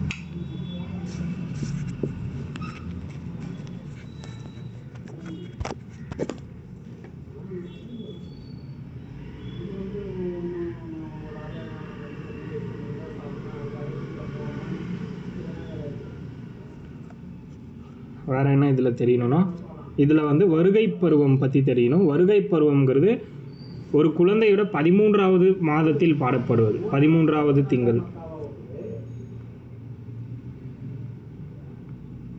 வருகை பருவம் அப்படிங்கிறது ஒரு குழந்தையின் 13ஆம் திங்களில் பாடப்படுவது. 13ஆம் திங்கள் அப்படின்னா 13வது மாதம் பாடுறது.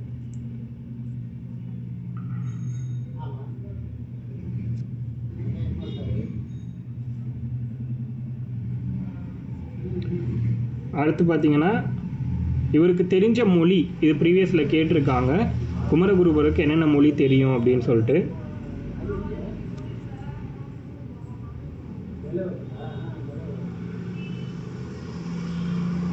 தமிழ், வடமொழி, இந்துஸ்தானி, இந்த 3 மொழி இவருக்கு தெரியும். தமிழ், வடமொழி, இந்துஸ்தானி.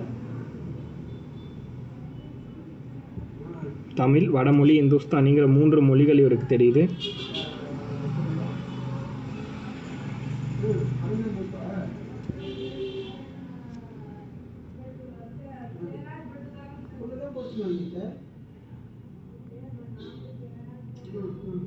அடுத்தது பல்லு. இப்போ வந்து நம்ம என்ன முடிச்சிருக்கோம் அப்படின்னா பிள்ளை தமிழ் முடிச்சிட்டோம். அடுத்தது பல்லுன்னு சொல்லிட்டு ஒரு சிற்றிலக்கியம், ரொம்ப முக்கியமானது. இதுதான் எல்லா வருஷமும் இதிலேருந்து ஒரு கேள்வி கண்டிப்பாக வந்துடும். அது லாங்குவேஜில் வரலாம், இல்லை ஜென்ரல் ஸ்டடீஸில் வரலாம், பட் கண்டிப்பாக இதுலேருந்து ஒரு கேள்வி வந்துடும் பல்லு அப்படிங்கிற கான்செப்ட்லேருந்து.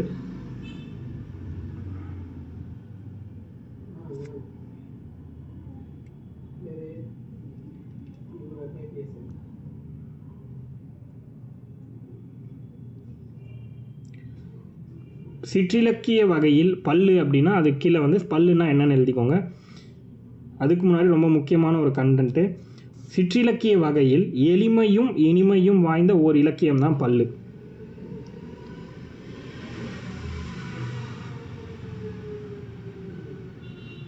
சிற்றிலக்கிய வகையில் எளிமையும் இனிமையும் வாய்ந்த ஓர் இலக்கியம் அப்படின்னு சொல்கிறாங்க. சிற்றிலக்கிய வகையில் எளிமையும் இனிமையும் வாய்ந்த ஓர் இலக்கியம்.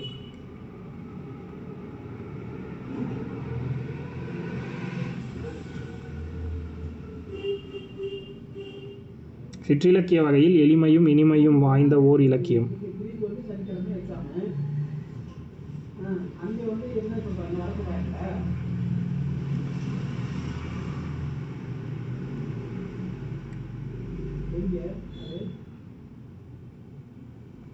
அடுத்து பார்த்தீங்கன்னா உழவு தொழில் செய்யும் மக்களின் வாழ்க்கையை பாடும் இலக்கியம். இதுதான் ரொம்ப முக்கியமான பாயிண்ட்.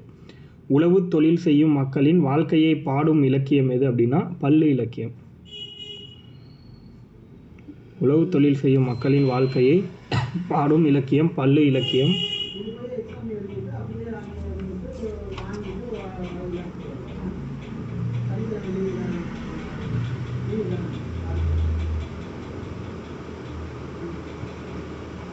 அடுத்தது மருதநில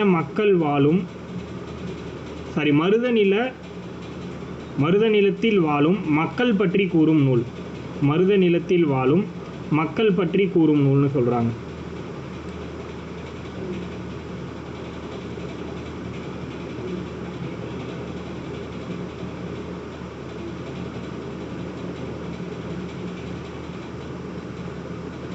மருதநிலத்தில் வாழும் மக்கள் பற்றி கூறும் நூல்.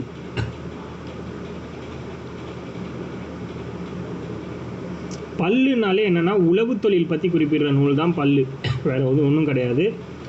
அதாவது பல்லு மீன்ஸ் பள்ளமான நன்செய் நிலம் அப்படின்னு பொருள். பல்லுனா பள்ளமான நன்செய் நிலம் அப்படிங்கிறது தான் பொருள்.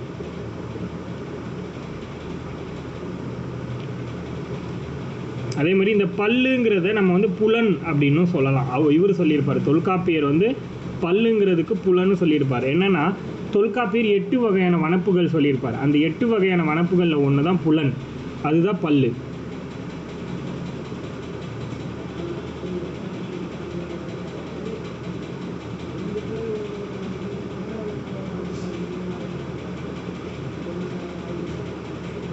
புரியுதா?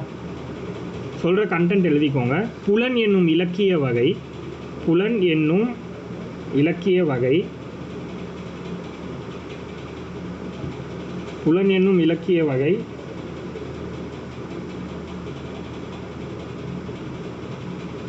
பல்லு வகை இலக்கியத்திற்கு பொருந்தும். புலன் என்னும் இலக்கிய வகை பல்லு என்னும் இலக்கியத்திற்கு பொருந்தும் என கூறியவர் தொல்காப்பியர் அப்படிங்கிறது எழுதிக்கோங்க.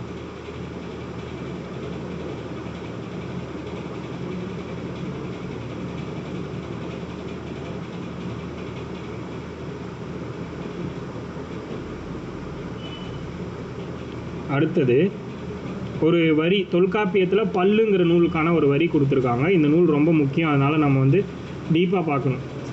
நூல் மீன்ஸ் நான் எதை சொல்கிறேன்னா பல்லுங்கிற சிற்றிலக்கியம் வந்து அதிகமாக கேட்குறது, அதனால் டீப்பாகவே எழுதிக்கோங்க. சேரி மொழியார்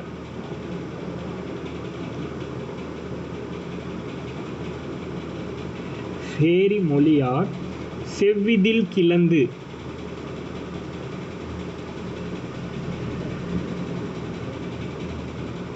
செவ்விதிர் கிளந்து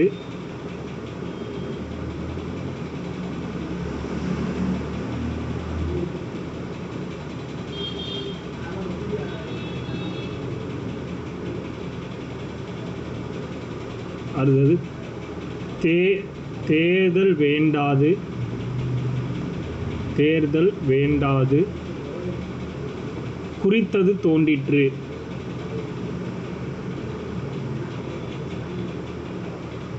குறித்தது தோன்றிற்று. தோன்றிற்று அப்படின்னு வரும்.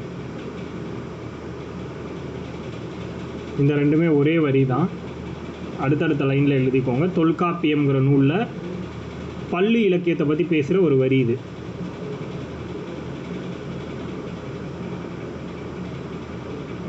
தொல்காப்பியத்தில் பள்ளி இலக்கியத்தை பற்றி பேசக்கூடியது. சேரி மொழியார் செவ்விதில் கிளந்து தேர்தல் வேண்டாது குறித்தது தோன்றிற்று அப்படிங்கிறது பள்ளி இலக்கியத்தை பற்றி தொல்காப்பியத்தில் சொல்கிறாங்க.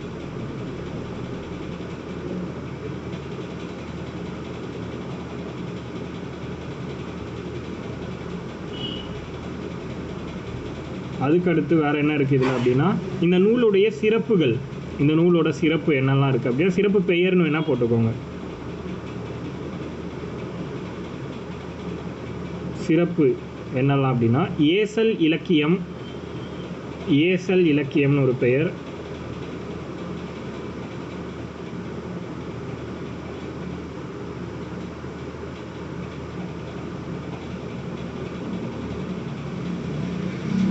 புலன்கிற வார்த்தையை ஒரு பாடல் வரியில் எங்கேயாவது பார்த்தீங்கன்னா அது கண்டிப்பாக பள்ளி இலக்கியம் தான் அப்படின்னு சூஸ் பண்ணால் போதும்.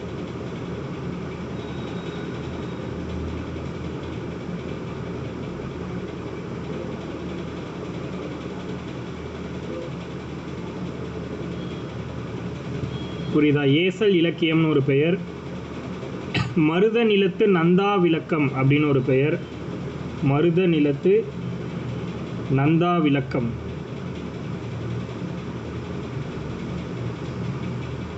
மருத நிலத்து நந்தா விளக்கம்னு ஒரு பெயர்.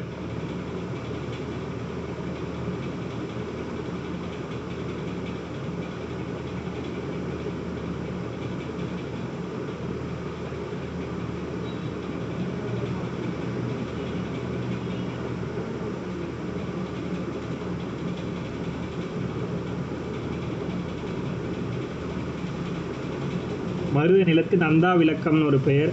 அடுத்து உலத்திப்பாட்டு அப்படின்னு ஒரு பெயர். உலத்திப்பாட்டு.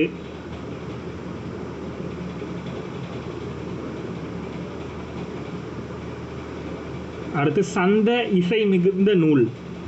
சந்த இசை மிகுந்த நூல் அப்படின்னு ஒரு பெயர் இருக்கு.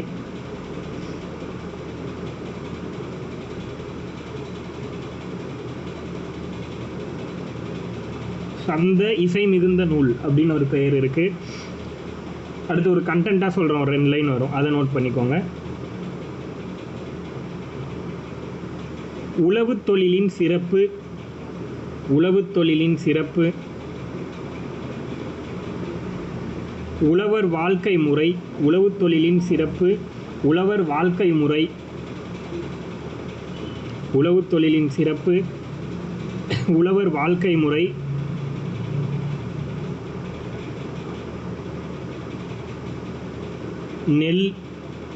நெல் வகை. தனித்தனியாகவும் கேட்கலாம் இதை, புரியுதா? உழவு தொழிலோட சிறப்பு பற்றி குறிப்பிடும் நூல்னு கேட்கலாம். உழவர்களுடைய வாழ்க்கை முறை பற்றி குறிப்பிடும் நூல்னு கேட்கலாம். நெல் வகைகள் பற்றி குறிப்பிடும் நூல்னு கேட்கலாம். மீன் வகை பற்றி குறிப்பிடும், எப்படி வேணால் கேட்கலாம். பட் நான் எல்லாத்தையும் ஒரே இடத்துல சொல்கிறேன். உழவு தொழிலின் சிறப்பு உழவர் வாழ்க்கை முறை, நெல் வகைகள், மீன் வகைகள் முதலானவை பற்றி குறிப்பிடும் நூல்.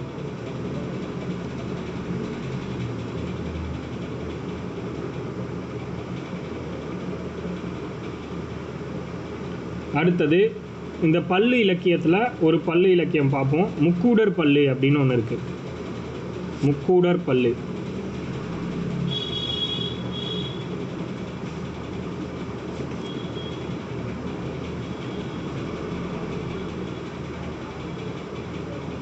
முக்கூடர் பல்லோட ஆசிரியர் தெரியாது. ஆசிரியர் வந்து யாருன்னு தெரியாது.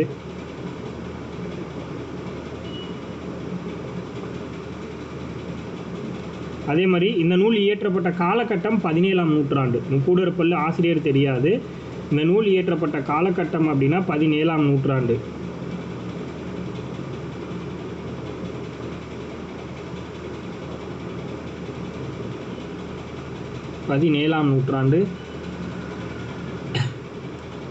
நாடகப்பாங்கில் அமைந்த நூல் முக்கூடர் பல்லு. நாடகப்பாங்கில் அமைந்த நூல்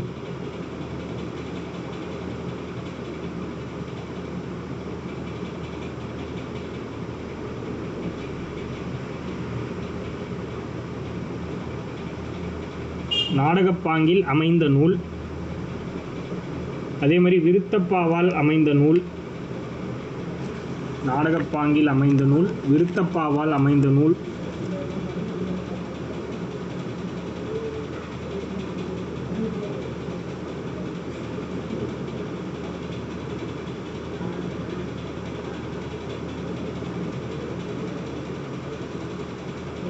புரியுதா? நாடகப்பாங்கில் அமைந்த நூல். நாடகப்பாங்கில்னா விருத்தப்பாவால் அடங்கிய நூல் அப்படின்னு சொல்லலாம். விருத்தப்பா அடங்கிய நூல். சந்த நயம் மிகுந்த நூல். சந்த நயம் மிகுந்த நூல். சந்த நயம்னா இனிய ஓசை அமைந்த நூல் அப்படிங்கிற மாதிரி. அதுக்கு அடுத்து பார்த்தீங்கன்னா இந்த நூலில் 120 மீன் வகைகள் பற்றியும் 120 மீன் வகைகள் பற்றியும் 150 தானிய வகைகள் பற்றியும் குறிப்பு இருக்குன்னு சொல்கிறாங்க இந்த நூலில். 120 மீன் வகைகளும் 150 தானிய வகைகளும் இந்த நூலில் குறிப்பிடப்பட்டிருக்குங்கிறத சொல்கிறாங்க.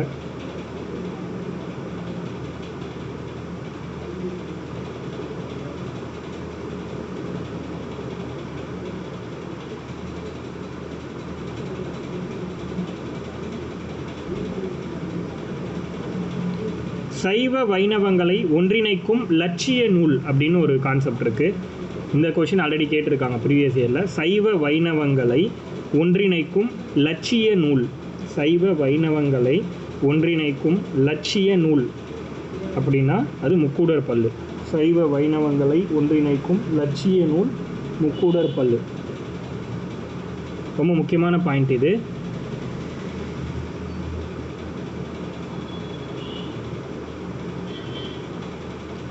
சைவ வைணவங்களை ஒன்றிணைக்கும் லட்சிய நூல். அதே மாதிரி தொல்காப்பியர் குறிப்பிடும்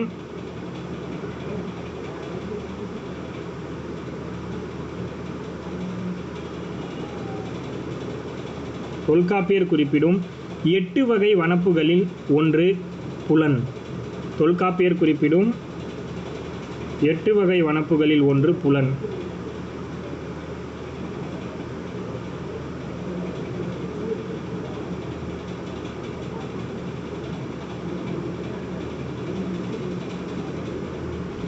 அடுத்தது இதோட நமக்கு வந்து பல்லு இலக்கியம் முடியுது. அடுத்தது குறவஞ்சி. குறவஞ்சி இலக்கியம்,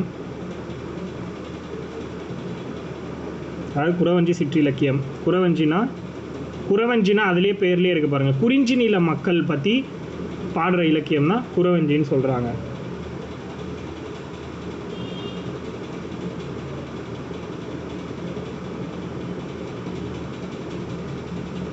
குறிஞ்சி நில மக்களான குறவர்களின் வாழ்க்கையை காட்டும் இலக்கியம் குறவஞ்சின்னு சொல்கிறாங்க.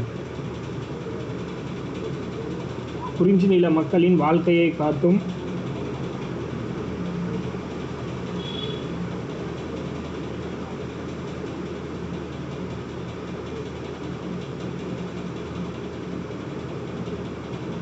குறிஞ்சி நில மக்களுடைய வாழ்க்கையை காட்டும் இலக்கியம்.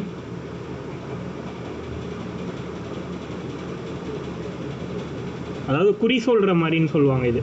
அதாவது ஒரு தலைவன் வந்து ஒரு நாட்டில் உலா வந்துட்டு இருக்காரு அப்படின்னா அவனை பார்த்து மயங்கக்கூடிய தலைவிக்கு குறி சொல்கிறது தான் வந்து குறவஞ்சி அப்படின்னு ஒரு கான்செப்ட் இருக்குது. அதெல்லாம் பெருசாக தேவையில்லை. திருக்குற்றால குறவஞ்சின்னு போட்டுக்கோங்க. குறவஞ்சி நூலில் முக்கியமான நூல் திருக்குற்றால குறவஞ்சி.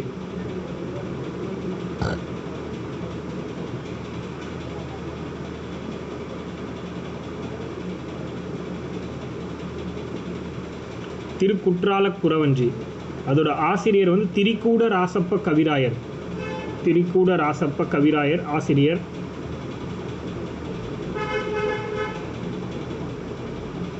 ஆசிரியர் திரிகூட ராசப்ப கவிராயர்.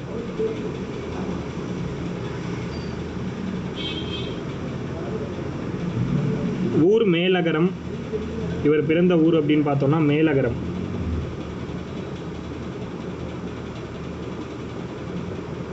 பிறந்த ஊர் மேலகரம். இது எங்க இருக்குன்னா குற்றாலம்.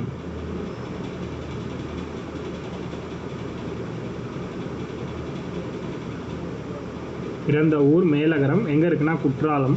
இவரோட காலம் 18ஆம் நூற்றாண்டு. 18ஆம் நூற்றாண்டு.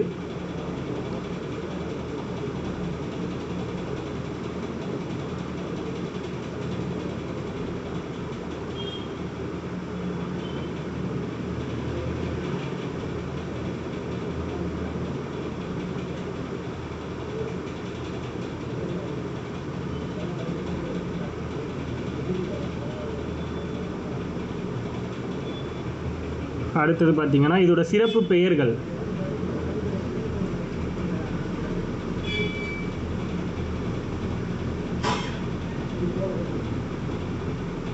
சிறப்பு பெயர்கள்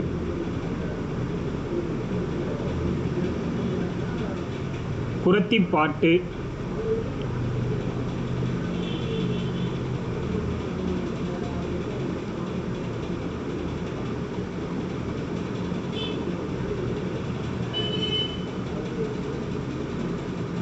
குறத்திப்பாட்டு, புறம். குறத்திப்பாட்டு, புறம்.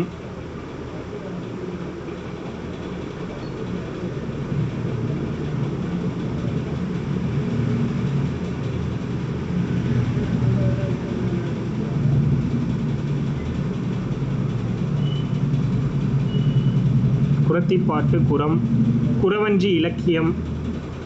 குறவஞ்சி இலக்கியம்.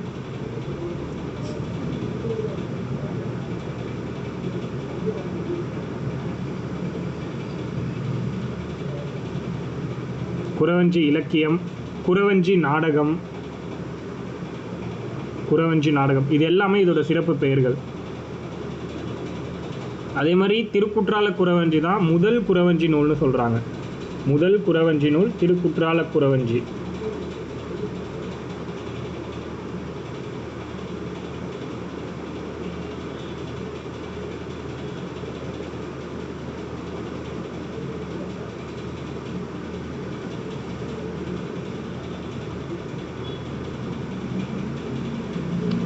அடுத்தது இசைத்தமிழ் இயற்றமிழ் இரண்டும் கலந்த நூல் குறவஞ்சின்னு சொல்றாங்க. இசைத்தமிழ் இயற்றமிழ் இரண்டும் கலந்த நூல் குறவஞ்சி. இசைத்தமிழ் இயற்றமிழ் இரண்டும் கலந்த நூல் குறவஞ்சி.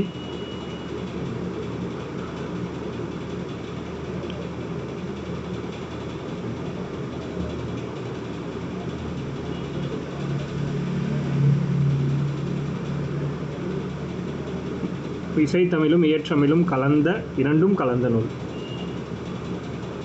அடுத்தது கட்டினும் கலங்கினும். இந்த ரெண்டு வார்த்தையை தெளிவாக நோட் பண்ணுங்க. கட்டினும்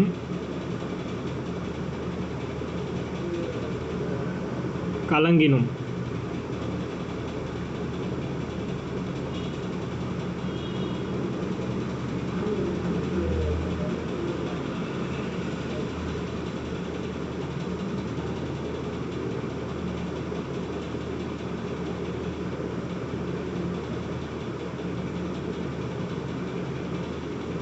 கட்டினும் கலங்கினும் என்னும் தொல்காப்பிய நூற்பா அடிப்படையில் தோன்றிய நூல். கட்டினும் கலங்கினும் என்னும் தொல்காப்பிய நூற்பா அடிப்படையில் தோன்றும் நூல்.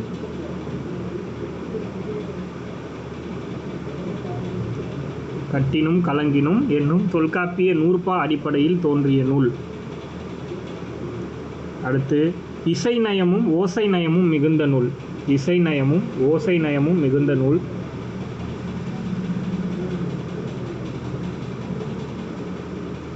இந்த நூலுடைய தலைவன் யாருன்னா குற்றாலநாதர்.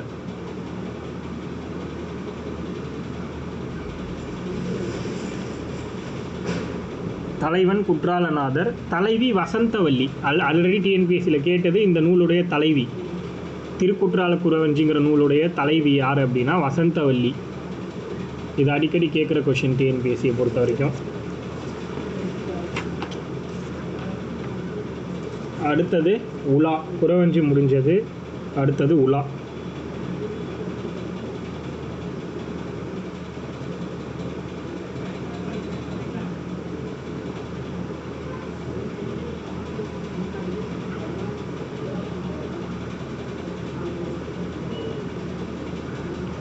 உலா அப்படிங்கிறது என்னன்னா, அரசர்கள் உலா வரும்போது 7 வகை பருவ பெண்களும் காதலால் மயங்குற மாதிரி ஒரு பாடலை பாடுறது தான் உலா அப்படின்னு சொல்கிறாங்க. உலானா டைரக்ட் மீனிங் பவனி வரல் அப்படின்னு சொல்லுவாங்க. உலா அப்படிங்கிறது டைரக்டான மீனிங் பவனி வரல். அதாவது அரசன் வந்து உலா வரும்போது 7 வகையான பருவ பெண்களும் காதல் கொள்வது. புரியுதா? உலா அப்படின்னு போட்டுக்கோங்க. உலாங்கிறது என்னென்னா, அரசர்கள் உலா வரும்போது 7 வகை பருவ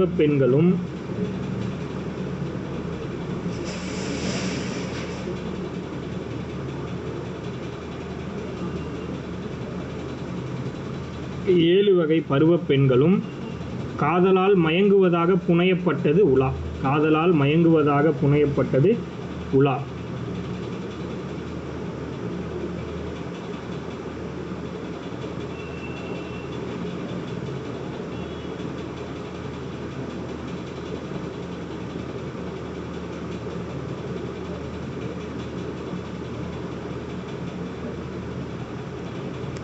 உலானா பவனி வரல் அப்படின்னு பொருள் இருக்குது. பவனி வரல், சுற்றி வர்றதுங்கிற மாதிரி பவனி வரல். உலா மீன்ஸ் பவனி வரல். இதில் வந்து பார்த்திங்கன்னா 7 வகை பருவப்பெண், பேதை, பெரும்பை, மங்கை, மடந்தை, அறிவை, தெரிவை, பேரிளமை, இந்த மாதிரிலாம் இருக்கும். ஸோ அதெல்லாம் பெருசாக தேவையில்லை நமக்கு. ஸோ உலாவில் முதல் உலா என்ன அப்படின்னா, முதலில் உருவாக்கப்பட்ட உலா திருக்கைலாய ஞான உலா. திருக்கைலாய ஞான உலான்னு சொல்லுவாங்க. முதல்ல உருவான உலா திருக்கைலாய ஞான உலா.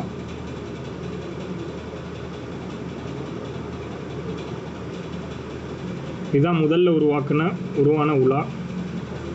இது எழுதினது யாருன்னா சேரமான் பெருமாள் நாயனார். சேரமான் பெருமாள் நாயனார்.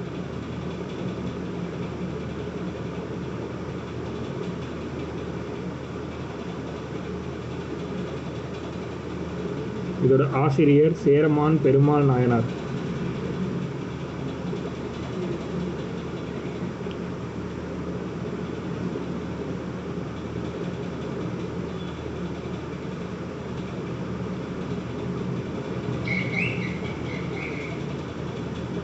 அடுத்தது அடைக்கல நாயகி உலா அப்படின்னு ஒன்று இருக்கு. அடைக்கல நாயகி உலா வீரமாமுனிவர் எழுதினது. அடைக்கல நாயகி உலா. அடைக்கல நாயகி உலா எழுதினது யாரு அப்படின்னா வீரமாமுனிவர்.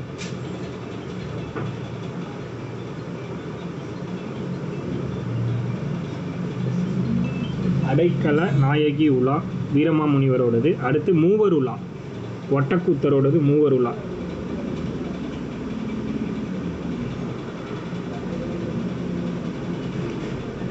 மூவர் உலாங்கிறது ஒட்டக்கூத்தர்.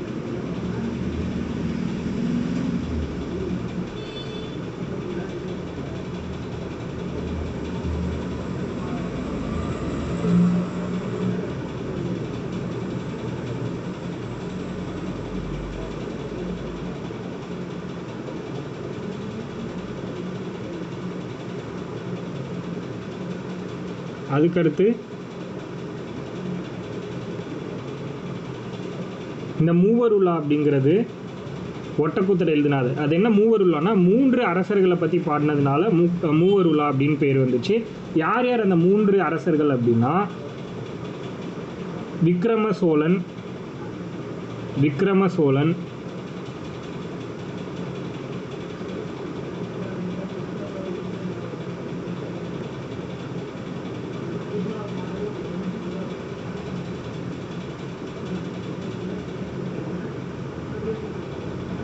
விக்ரம சோழன் இரண்டாம் குலோத்துங்க சோழன் விக்ரம சோழன் இரண்டாம் குலோத்துங்க சோழன்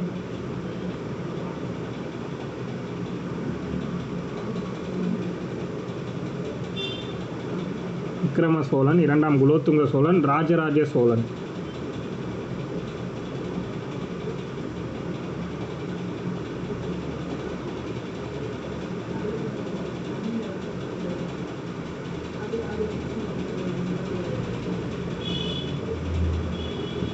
ராஜராஜ சோழன் உலாங்கிறது இந்த அவரை மட்டும் தனியாக பற்றி பேசினா ராஜராஜ சோழன் உலா, அந்த மாதிரி தனித்தனியாகவும் சொல்லலாம். அடுத்து இந்த நூல் வந்து கலிவெண்பாவால் பாடப்படுவது அப்படின்னு சொல்கிறாங்க. அந்த அளவுக்கு தேவையில்லை. ஒட்டக்கூத்தர் பற்றி தெரிஞ்சுக்கலாம்.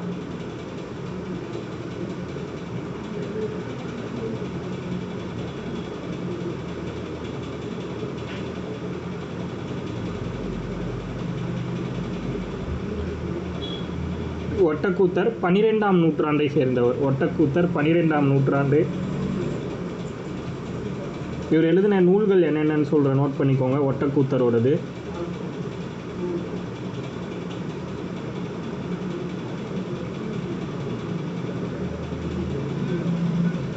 தக்கையாக பரணி, தக்கையாக பரணி, குலோத்துங்கன் பிள்ளை தமிழ், தக்கையாக பரணி, குலோத்துங்கல் பிள்ளை தமிழ், தக்கையாக பரணி, குலோத்துங்கன் பிள்ளை தமிழ், ஈட்டி 70, ஈட்டி 70, ஈட்டி 70, அரும்பை 900, ஈட்டி 70, அரும்பை 900,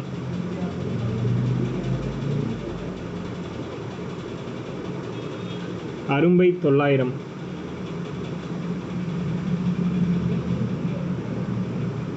இதெல்லாம் அவருடைய நூல்கள். இவரோட சிறப்பு பெயர்கள், இவருக்கு இருக்கக்கூடிய சிறப்பு பெயர்கள் என்னெல்லாம் இருக்குன்னு பார்க்கலாம்.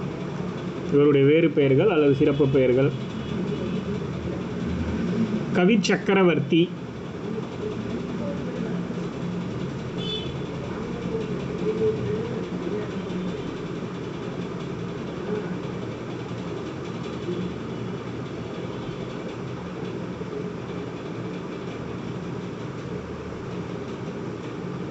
கவி சக்கரவர்த்தி, கவி ராட்சசன், கவி சக்கரவர்த்தி, கவி ராட்சசன், காலக்கவி,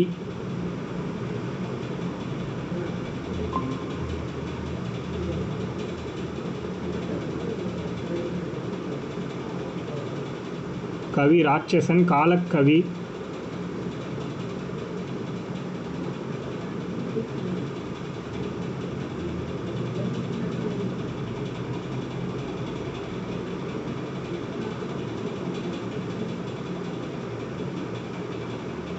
கவி ராட்சசன், காலக்கவி, சர்வஞ்சக்கவி, சர்வஞ்சக்கவி,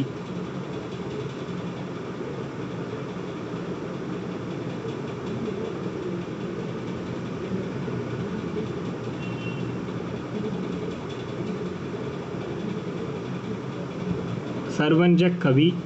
இதெல்லாமே அவருடைய சிறப்பு பெயர்கள் அல்லது வேறு பெயர்கள்னு சொல்லலாம். அவருக்கு ஏன் ஒட்டக்கூத்தர்னு பேர் வந்துச்சு அப்படின்னா, ஓட்டம் வைத்து பாடுவதில் வல்லவர், அதனால் ஒட்டக்கூத்தர்னு பேர் வந்துச்சு. ஓட்டம் வைத்து பாடுவதில் வல்லவர்.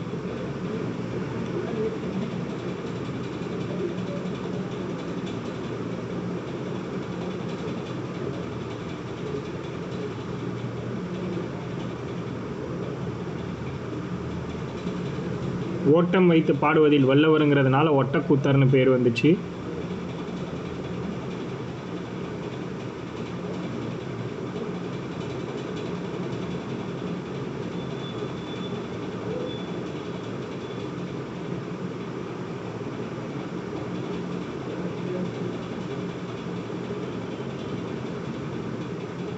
அடுத்தது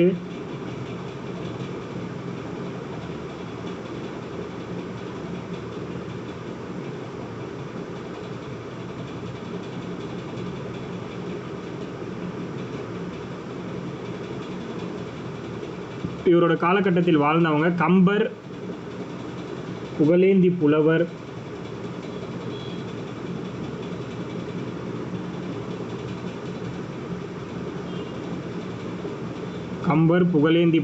ஒட்டக்கூத்தர்.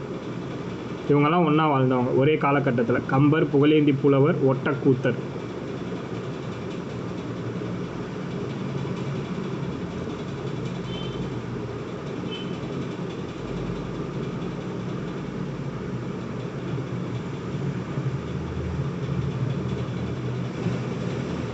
அடுத்தது ரொம்ப முக்கியமான பாயிண்ட்டு, இதுக்கப்புறம் வரப்போகிறது எல்லாமே தெளிவாக நோட் பண்ணிக்கோங்க ஒவ்வொன்றும். போரில் 96 விழுப்புண்களையும் பெற்றவன் யார் அப்படின்னு கேட்கலாம்.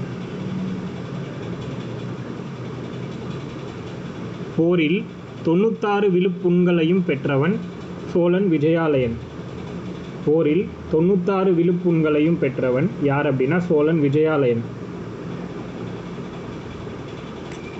போரில் 96 விழுப்புண்களையும் பெற்றவன் யார் அப்படின்னா சோழன் விஜயாலயன்.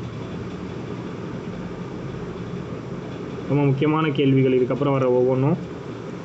போரில் 96 விழுப்புண்களையும் பெற்றவன் யாருன்னா சோழன் விஜயாலயன்.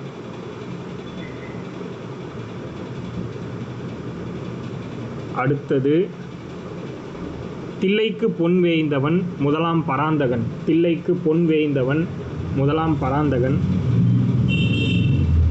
தில்லைக்கு பொன் வேய்ந்தவன் யாருன்னா முதலாம் பராந்தகன். இவர் இந்த முதலாம் பராந்தகன் தான் குடவோலை தேர்தல் முறையை முதல்ல அறிமுகப்படுத்தியிருப்பார். இதெல்லாம் நம்ம பார்த்துருப்போம்னு நினைக்கிறேன். இல்லைனாலும் நம்ம திரும்பவும் பார்ப்போம். தில்லைக்கு பொன் வேய்ந்தவன் முதலாம் பராந்தகன். குடவோலை முறையை அறிமுகப்படுத்தினது முதலாம் பராந்தகன் தான். அடுத்தது 18 சிற்றூர்களையும் வென்று 18 சிற்றூர்களையும் வென்று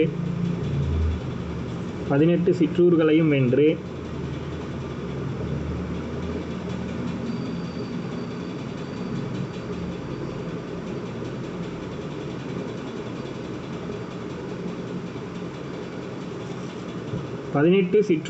வென்று மலைநாடு வென்றவன். 18 சிற்றூர்களையும் வென்று மலைநாடு வென்றவன் முதலாம் ராஜராஜன்.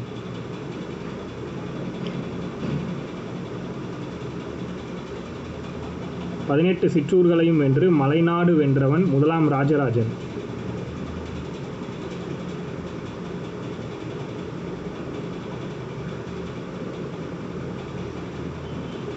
அடுத்து கடாரம் கொண்டான் அப்படின்னு யாரை சொல்கிறாங்கன்னா ராஜேந்திரன். முதலாம் ராஜேந்திர சோழன் கடாரம் கொண்டான். கடாரம் கொண்டான் யாரை சொல்கிறோன்னா முதலாம் ராஜேந்திர சோழன்.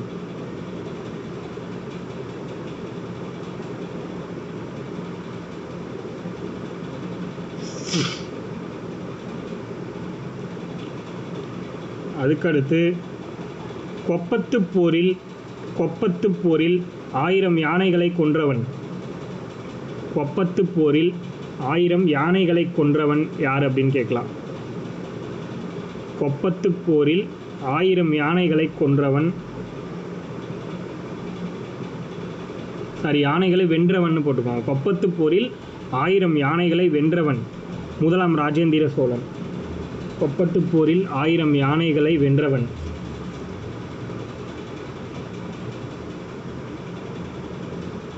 முதலாம் ராஜேந்திர சோழன் தான். கிருமி கண்ட சோழன் அப்படின்னு யாரை சொல்கிறோம், அதுவும் முக்கியம். கிருமி கண்ட சோழன். கிருமி கண்ட சோழன் இரண்டாம் குலோத்துங்க சோழன். கிருமி கண்ட சோழன் இரண்டாம் குலோத்துங்க சோழன்.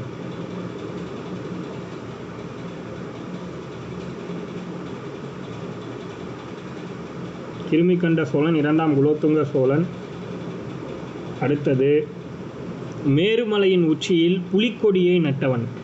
மேருமலையின் உச்சியில் புலிக்கொடியை நட்டவன். இதெல்லாம் எக்ஸ்ட்ரா பாயிண்ட்டு, அதனால் நோட் பண்ணிக்கோங்க. மேருமலையின் உச்சியில் புலிக்கொடியை நட்டவன்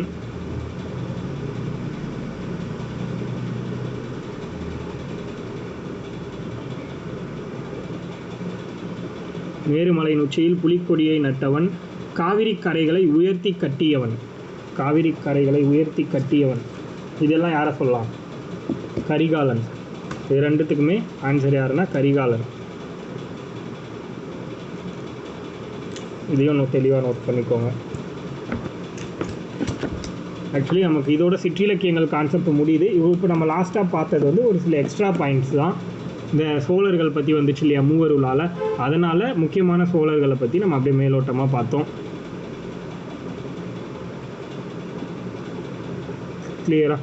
இல்லை ஏதாச்சும் டவுட் இருந்தால் கேட்கலாம். நம்ம வந்து இதோட சிற்றிலக்கியம் முடியுது.